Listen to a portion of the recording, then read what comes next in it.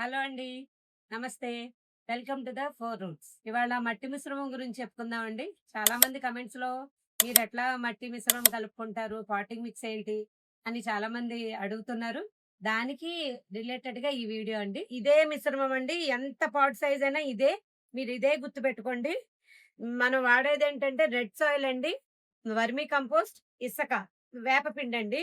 ఈ vermi compost బదులు మనం పశువుల ఎరువు వాడుకోవచ్చు. ఇసుక బదులు మనం కోకోపీట్ వాడుకోవచ్చండి.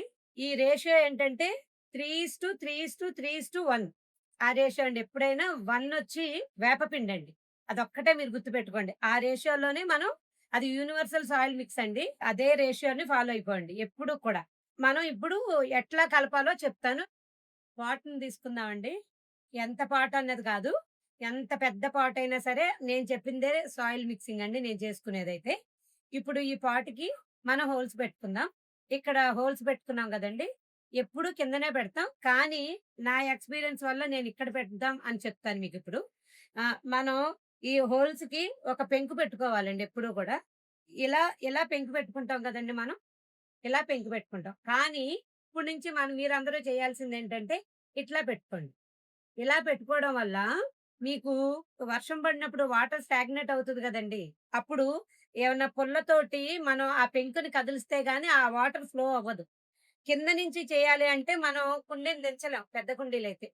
లేదంటే వంచలేం. అందుకని మనం ఇక్కడ పెట్టుకోవడం వల్ల ఉపయోగం ఏంటి అంటే, మనం ఈజీగా పైనుంచే ఇట్లా పుల్లతోటి అనేసుకుంటే వాటర్ ఫ్లో అయిపోతదండి. అది. దాంట్లో ఇప్పుడు మనం చేయాల్సిందేంటంటే 3% సాయిలు, 3% కంపోస్ట్ అండి. ఇది వర్మీ కంపోస్టు. లేదు అంటే మనం ఆహ్, ఆవు గెత్తం, ఆవు గెత్తం గాని, పశువుల ఎరువండి ఏదైనా వేయొచ్చు. ఇది పశువుల ఎరువండి. ఇది గూడా వేసుకోవచ్చు. అలా వేసుకుందామండి. మేకల ఎరువు గూడా వేసుకోవచ్చు. మేకల ఎరువు మాత్రం ఎండాకాలం వేయొద్దండి. సమ్మర్‌లో అది చాలా హీట్ జనరేట్ అవుతది. అందుకని వేయొద్దు. ఇదొచ్చి ఇసకండి. ఇసక నేను హాఫ్ ఏస్తానండి. ఇసక సగము, కోకోపీట్ అండి ఇది.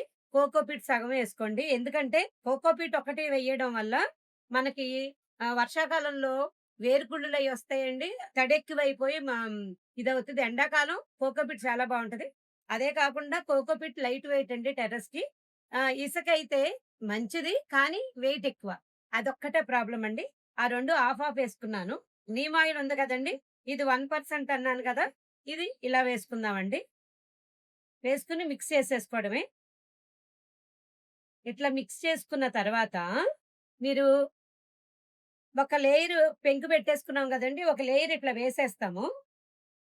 వేసేసిన తర్వాత మీరేం జేస్తారంటే, మన గార్డెన్‌లో వచ్చిన వేస్ట్ అండి ఇది. ఆకులు. ఈ ఆకుల్ని చక్కగా ఇట్లా వేసేసుకోండి.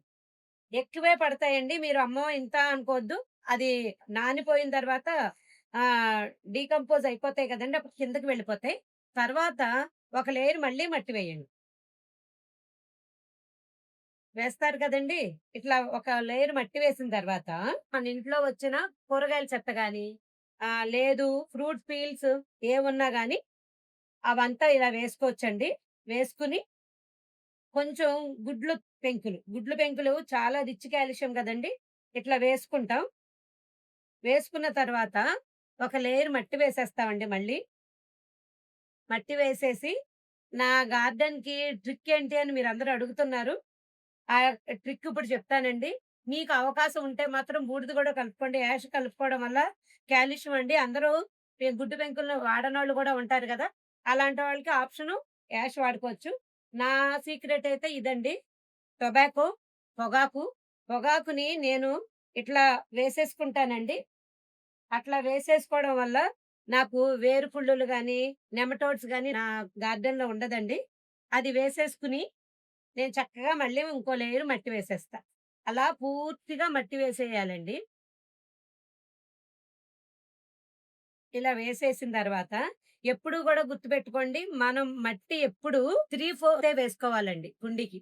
ఎందుకు అంటే నెక్స్ట్ మనం వేసే ఫెర్టిలైజర్స్ ఏమైనా వెయ్యాలన్నా, వేసిన వాటరు లోపలికి ఎనకాలన్నా కిందకి పడిపోకుండా ఉండాలన్నా, మనం 3/4 సాయిలే మనం పెట్టుకోవాలి ఎప్పుడు కూడా. ఫుల్లుగా ఎప్పుడు పెట్టొద్దు. మళ్ళీ ఫెర్టిలైజర్స్ ఇవ్వడానికి ఉండదు. మీకు అర్థమైంది గదా! టొబాకో ఏయడం వల్ల ఫెర్టిలైజరు పెస్టిసైడ్ అండి. రెండిటికి ఈ పొగాకు చాలా బాగా ఉపయోగపడిద్ది. తర్వాత మనం చక్కగా ఇట్లాగా కప్పేసుకునండి నీళ్లు పోసేసుకోవడమే. నీళ్లు పోసుకొని ఒక 1 వీక్ అలా వదిలేసేయండి. ఈ 1 వీక్‌లో ఏ మొక్క పెట్టొద్దండి. హీట్ జనరేట్ అవుతూ ఉంటది. ఈ కంపోస్ట్‌లోంచి కూడా హీట్ ఒస్తదండి. పశువుల ఎరువు నుంచి గాని, దేంట్లోంచైనా సరే. అందుకని ఇట్లా రోజు కొంచెం కొంచెం మనం మొక్కలకి వాటరింగ్ చేసినప్పుడు కొంచెం నీళ్లు కూడా దీంట్లోను పోస్తూ ఉంటే తర్వాత 1 వీక్ 10 డేస్‌కి మీరు చక్కగా ఇది ఫర్టైల్ మట్టయిపోద్దండి. ఆహ్, హ్మ్, మీరు చక్కగా విత్తనాలు పెట్టుకోవచ్చు. ఈ లోపులో మీకు ఎందుకు మనం వేస్ట్ చేయాలి అంటే, తోటకూర గింజలు వేసుకోండి. ఆ పైన తోటకూర మనం హార్వెస్ట్ చేసేసుకోవచ్చు. ఈ లోపులో ఒక సీడ్లింగ్ ట్రేలో మీరు ఏ మొక్క పెడదాం అనుకుంటున్నారో ఆ విత్తనాలు వేసుకోండి. ఆ విత్తనాలు వేసుకొని, అవి తెచ్చుకొని మనం 10 రోజులకి చక్కగా పెట్టేసుకోవచ్చు. ఇదేనండి నా గార్డెన్ సీక్రెట్స్. ఇంక అంతకన్నా ఏమీ లేవు. కాకపోతే వీటిల్లోకే నేను ఇంత ఏపుగా అలా పెరగడానికి కారణం అంటే జీవామృతం తయారు చేసుకుంటాను నేను. చెక్కలు, నూనె చెక్కలు అవి తెచ్చుకుంటాను. దాన్ని ఫర్మెంట్ చేస్తాను. చేసి వాటర్‌ని కూడా ఇస్తాను. వీక్లీ వన్స్ మాత్రం ఏదో ఒక లిక్విడ్ ఫెర్టిలైజర్ అయితే కంపల్సరీ ఇస్తానండి. అంతే. అంతకు మించిందేమీ లేదు. ఇంకా మీకు ఈజీగా దొరికేయి ఖర్చు లేకుండా అంటే మన ఇంట్లో టీ పెట్టుకుంటాం. టీ పౌడర్‌ని కడిగేసుకొని, ఎండబెట్టుకొని అది వేసుకోవచ్చు. అరటిపళ్ళు తొక్కలేసుకోవచ్చు. ఏయైనా మంచి పొటాషియం అన్ని రకాలు ఉంటాయండి ప్రతి దాంట్లోనూ. మీరు ఏది మనం జీవీఎంసీ వాళ్ళకి ఇవ్వాల్సిన పనే లేదు.